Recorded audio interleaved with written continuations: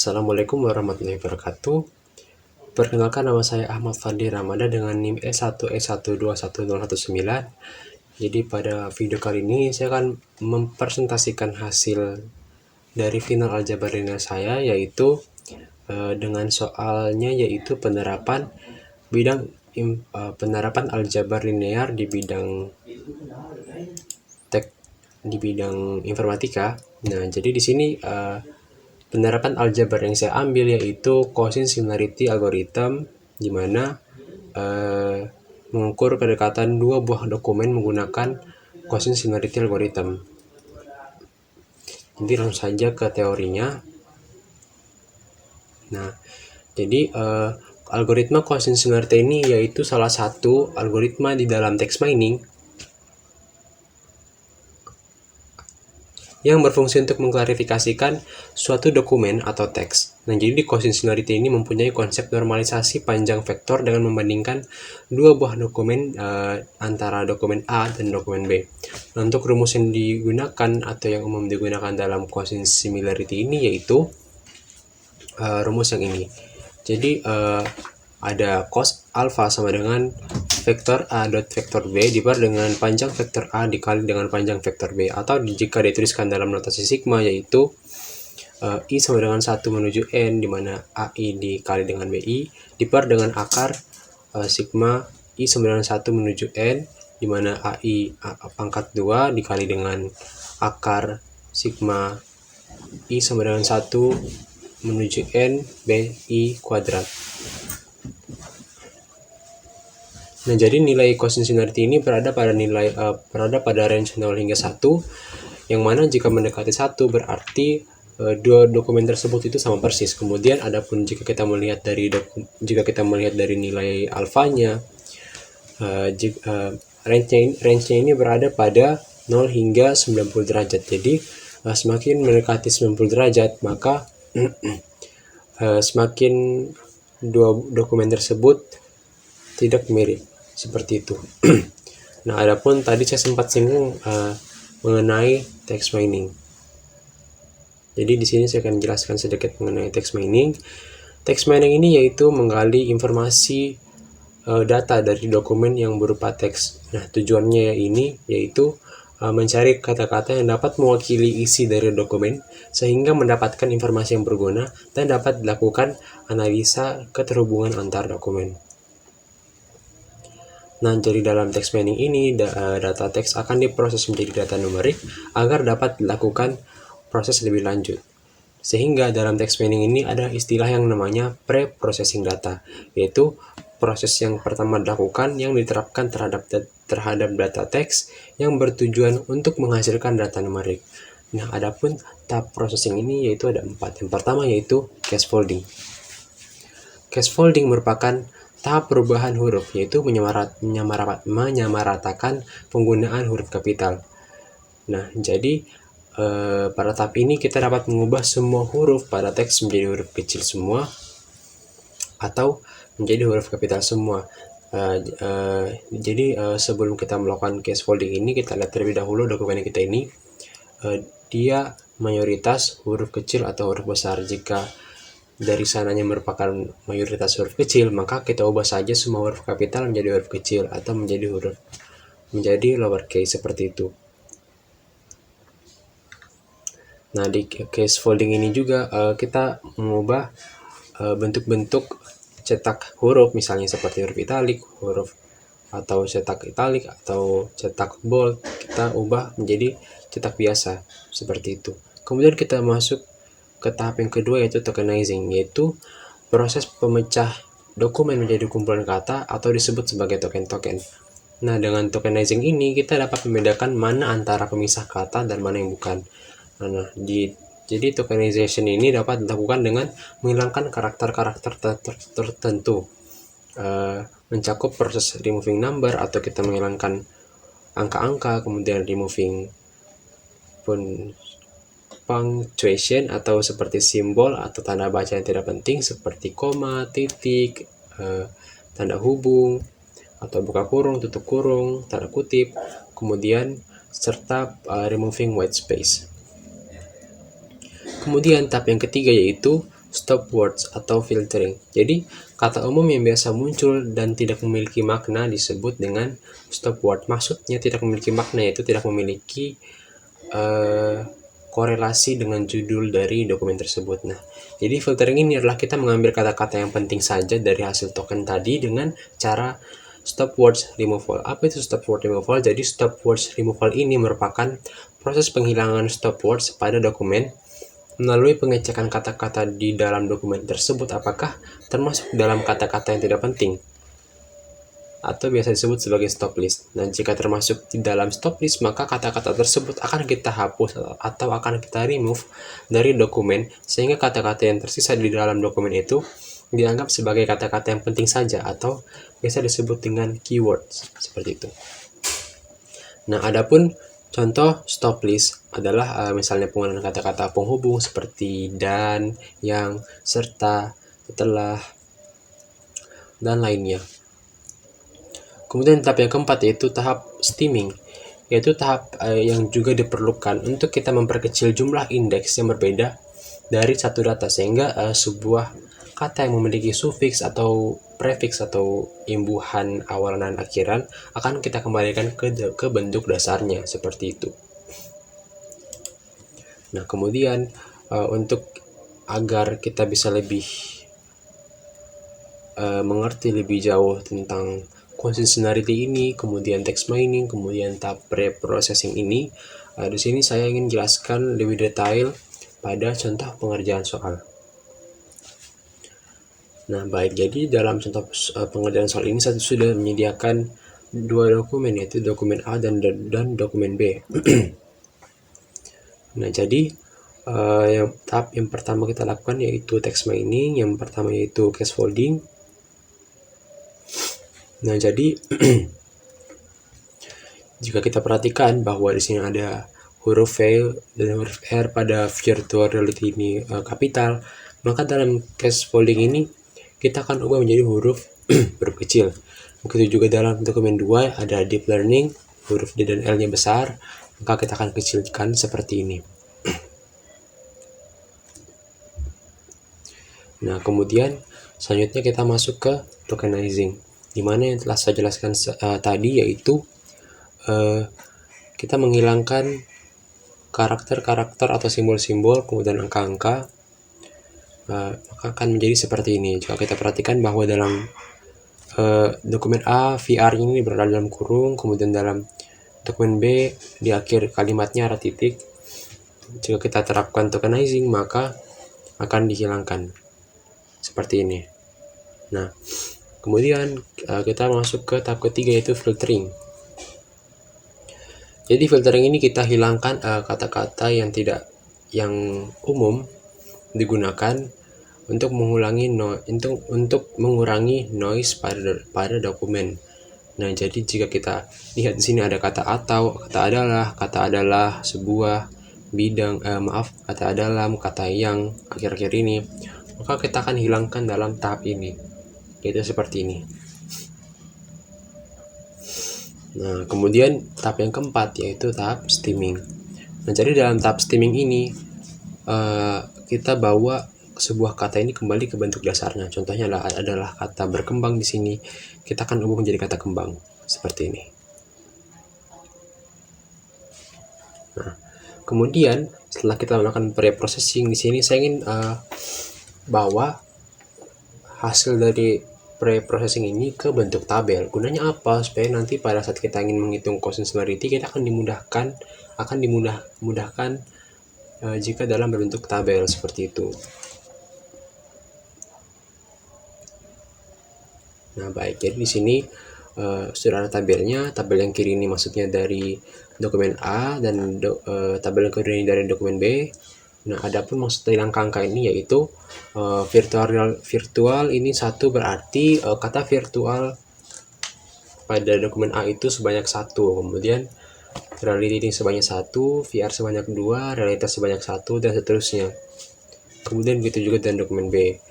Nah, kemudian di sini goalsnya yaitu kita ingin menggabungkan kedua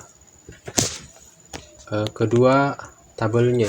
Jadi pertama kita lihat dulu mana yang sama, mana kata yang sama di antara dua dokumen tersebut. Nah, jadi di sini telah saya highlight berwarna biru kata-kata yang sama, yaitu kembang, teknologi, dan komputer.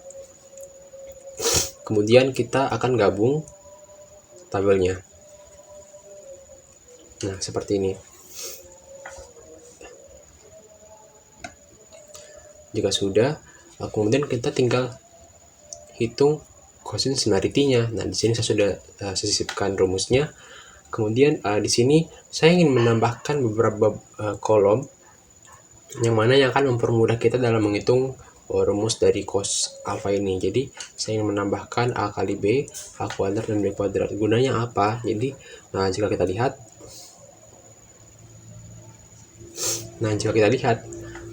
A kali B ini maksudnya kolom A dikali kolom B menghasilkan A kali B, seperti itu. Terus kemudian A kuadrat dan B kuadrat. Jadi di sini di akhir tabelnya itu kita bisa lihat bahwa ada angka 4, ada angka 22, ada angka 26. Maksud dari angka 4 ini, jadi saya jumlahkan semua hasil dari perkalian A dengan B. Begitu juga dengan 22, yaitu saya jumlahkan semua hasil dari A kuadrat, dan 26 begitu juga 26 merupakan hasil dari penjumlahan semua hasil dari B kuadrat, seperti itu. Nah, kemudian kita tinggal substitusikan ke rumusnya.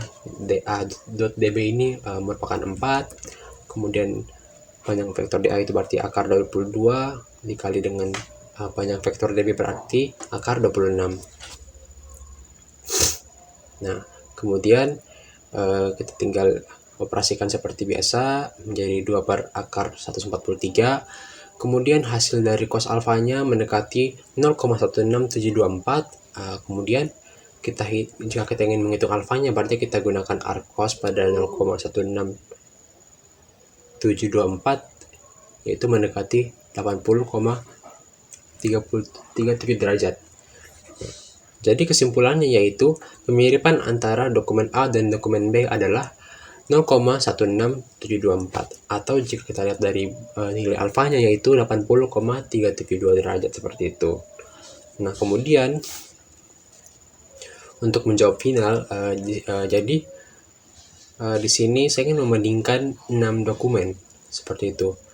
Nah, jadi instruksi dari Bapak dosen yaitu kita ingin yaitu dokumen-dokumen yang diambil ini source-nya atau asalnya atau referensinya dari semantik UHO, yang mana kita tinggal ingin mencari dokumen dan kita ambil saja abstraknya untuk kita bandingkan, seperti itu. Nah, jadi hasil dari saya mencari dokumen tersebut sudah saya tuangkan juga dalam PPT ini. Jadi ada 6 dokumen yang akan saya bandingkan. Yang pertama yaitu dokumen 1 dengan judul perbandingan metode ARAS dan TOPSIS dalam menentukan asisten praktikum terbaik. Jadi langsung saja kita lihat abstraknya seperti apa. Nah, seperti ini. Praktikum merupakan salah satu kegiatan dan seterusnya. Jadi keenam dokumen ini kita akan terapkan, yang pertama kali kita akan terapkan yaitu pre-processing. Jadi kita akan melakukan seterusnya hingga dokumen 6. Kemudian nanti akan dihasilkan tabel-tabel dari hasil pre-processing tersebut. Nah, kemudian nanti tabel tersebut kita akan gabungkan dan kita akan hitung quotient similarity-nya antar dokumen, seperti itu. Jadi sini langsung saja kita akan terapkan. Yang pertama itu case folding. Nah, berarti kita tinggal kecilkan semua hurufnya, kemudian jika ada italic kita tinggal kasih unitalic, seperti itu. Nah, kemudian yang kedua kita lakukan yaitu tokenizing. Kita hilangkan semua karakter-karakter, titik, buka kurung, tutup kurung. Nah, seperti itu. Nah, kemudian yang ketiga yaitu ada filtering, yaitu kita hilangkan kata-kata yang tidak penting seperti merupakan, salah satu, yang, menjadi. Nah, menjadi seperti ini. Nah, kemudian yang keempat dan terakhir yaitu kita lakukan stemming. Nah, jadi stemming ini kita lakukan, kita bawa semua kata-katanya menjadi ke bentuk dasarnya, seperti itu. Jadi seperti ini.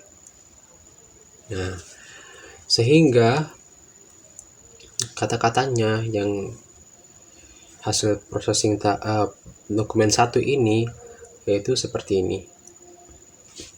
Nah, kemudian kita langsung menuju saya ke dokumen 2. Nah, jadi dokumen 2-nya ini saya ambil yang judulnya penerapan konsep digital signature terhadap verifikasi keaslian dokumen transkrip nilai mahasiswa menggunakan enskripsi Rivers Shamir Edelman. Nah, adapun abstraknya yaitu yang ini.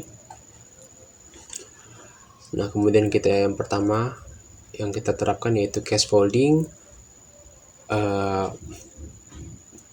yaitu kita lowercase kan semua huruf yang ada dalam dokumen, termasuk dengan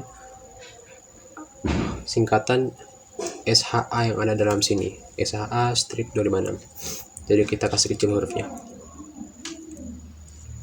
Nah, kemudian kita lakukan tokenizing, yaitu kita hilangkan semua angka-angka. Jadi ada angka 256 sini yang kita akan hilangkan, dan karakter-karakter seperti titik, koma.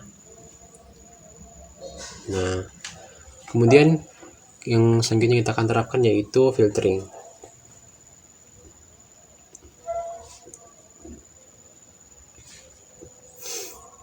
Jadi di filtering ini kita hilangkan semua kata-kata yang tidak common atau yang umumnya muncul. Jadi seperti ini. Nah, kemudian setelah itu kita lakukan steaming, yaitu kita bawa ke bentuk dasarnya seperti ini. Nah, kemudian jika kita tuangkan ke dalam bentuk tabel, kita melihat bahwa ada beberapa kata yang muncul lebih dari 1 kali, seperti Edelman muncul 2 kali, algoritma muncul 4 kali, dan seterusnya. Nah, kemudian kita lanjut ke dokumen ketiga, yaitu dengan judul analisis kinerja pada Dinas Perumahan Kawasan Pemukiman dan Pertanahan Bolang Mongondo Utara. Nah, adapun abstraknya yaitu yang ini, dewasa ini, fenomena perkembangan, dan seterusnya. Nah, kemudian kita lihat case foldingnya, tahap yang pertama, jadi kita turunkan semuanya menjadi huruf kecil, dan juga italiknya kita hilangkan menjadi huruf biasa.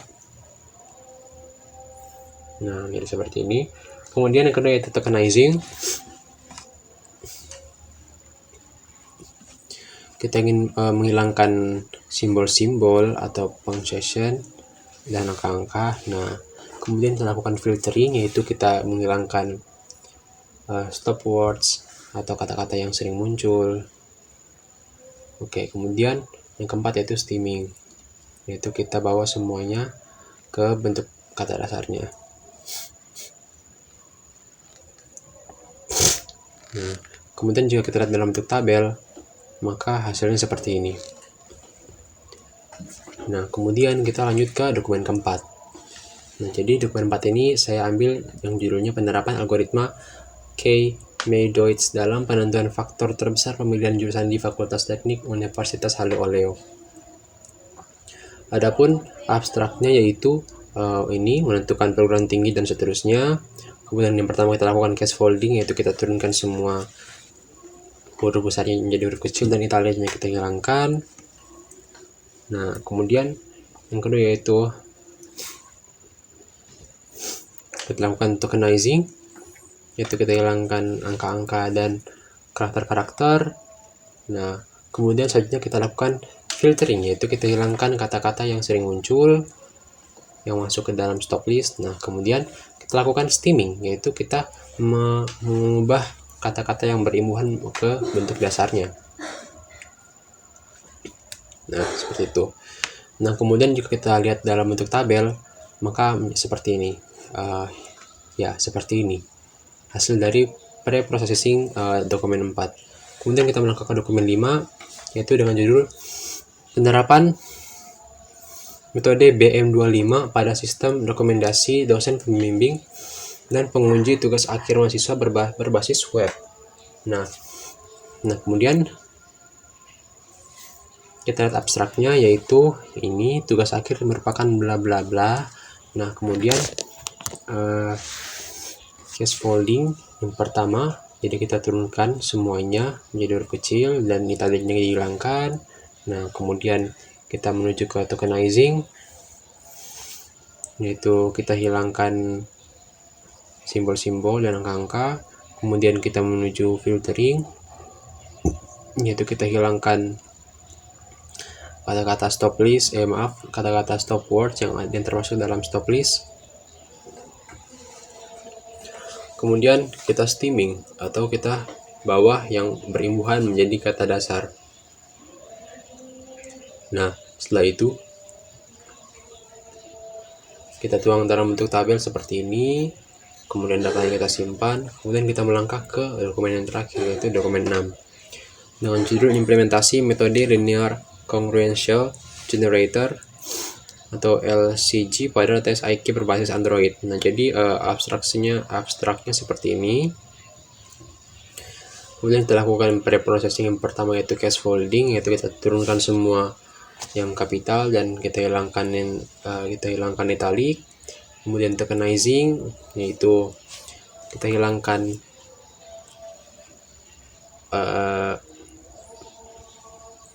karakter-karakternya.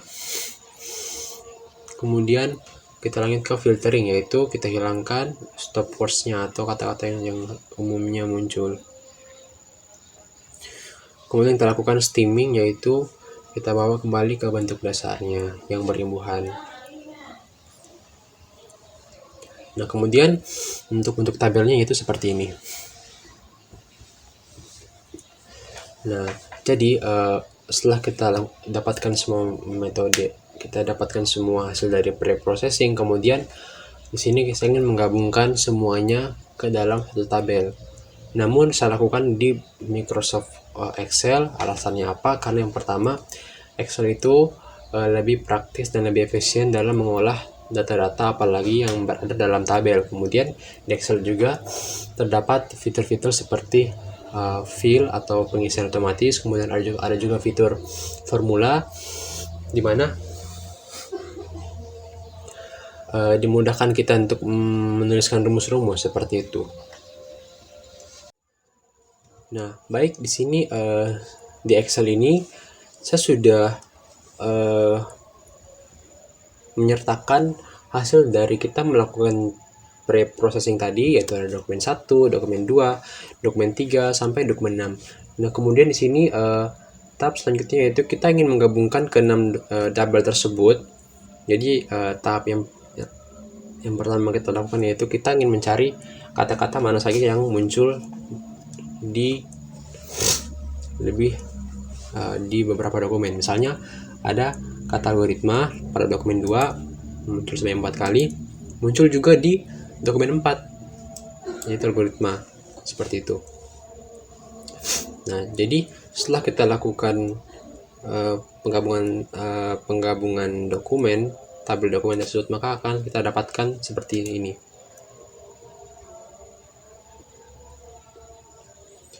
Nah, jadi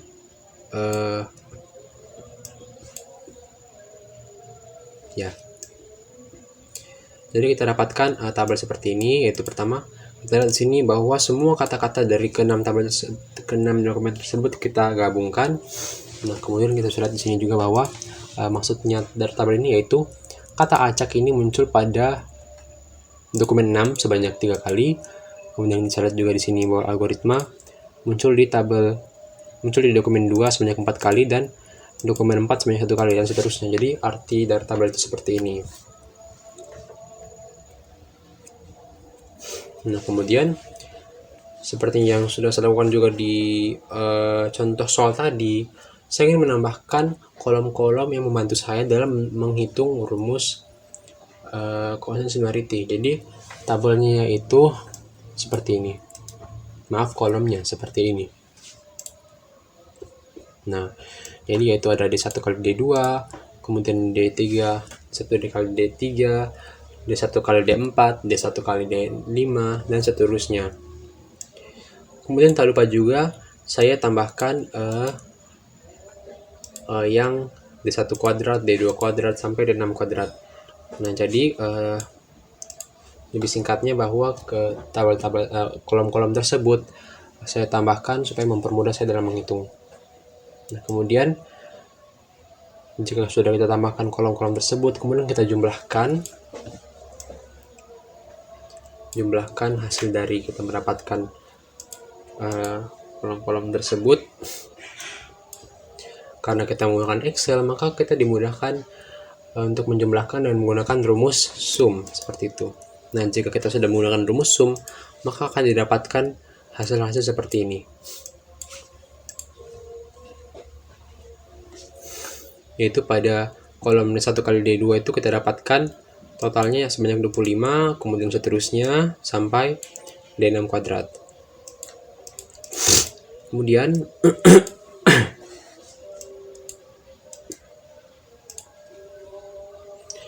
kemudian di sini saya ingin sekaligus menghitung rumus quotient similarity.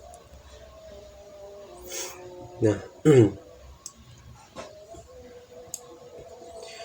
jadi karena saya menggunakan Excel, maka dimudahkan saya menghitung quotient similarity ini di Excel saja.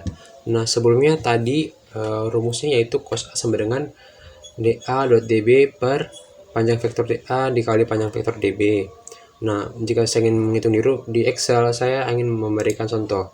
Misalnya saya ingin menghitung quotient similarity pada dokumen 1 dan dokumen 2. Nah, rumusnya kan seperti ini, yaitu cos alpha sama dengan D1.D2 per panjang vektor D1 dikali panjang vektor D2.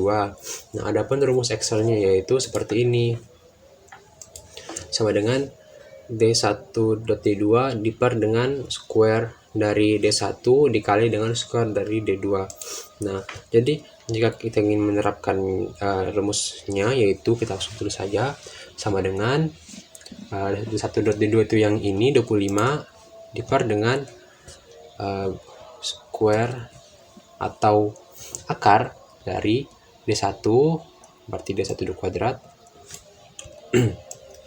D1 kuadrat dikali dengan square dari D2 kuadrat, tutup kurung, enter. Nah, jadi